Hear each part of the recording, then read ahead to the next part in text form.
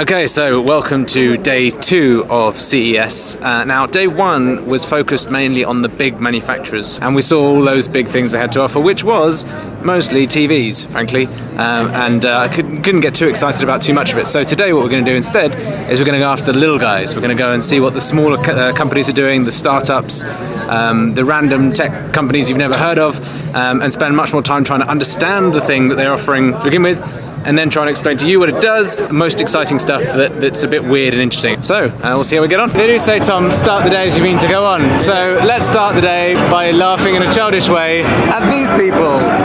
Yay, it's a stand in a company called Fanny Wang. From the same people who brought you saneness. Fanny Wang. Okay, this is insane. You saw the photos that I posted about the fact that I had to bring a plug board with me just to cater for all the different cameras and pieces of crap that I brought with me. Look at this, look what Griffin have done. This, in one box, you have how many USB ports in one box? 10. Yes. You have 10 USB ports in each box, and the boxes are supposed to be stackable, and you can put them on a big trolley. So you can have all of your cameras, all of your iPhones and iPads and tablets, all in these ridiculous cases, and this is how you travel like a gadget pimp. That's how that works. Yay! Sunshine! Oh, that's what happens when you don't look where you're going. We're just at the Parrot stand having a look at their 2 new things, the MiniDrone and the Jumping Sumo, is what they're called.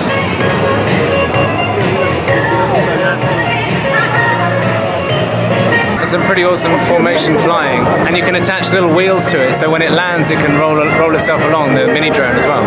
So these MiniDrones are much cheaper than the original AR drone. I think they also have lost the camera, which makes them lighter weight and cheaper, but they're still pretty awesome.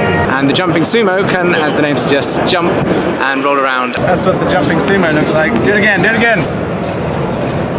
One more time.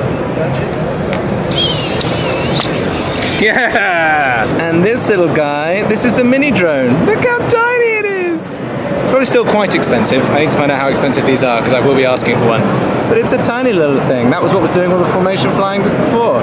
Just want to put him in my pocket and take it home. I've now found the Parrot flower power, which looks something like this. It's this little guy down here, so you pull him out, he's got a little stick in here. And the idea is that it's got a light sensor, a moisture sensor, it monitors your fertilizer levels, and it monitors temperature.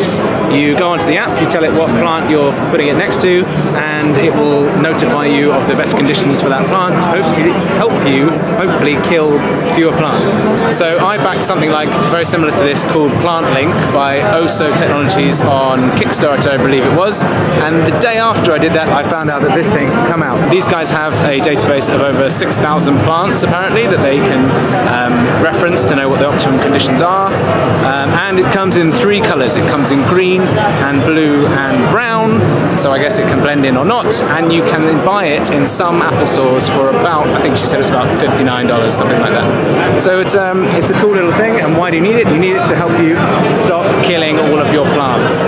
The general theme of this haul, whereas yesterday was TVs, today it seems like it's iPhone and iPad cases. There's a lot of that, and that doesn't particularly interest me. So unless we find one that's particularly special, we'll scrap that, we'll ignore that.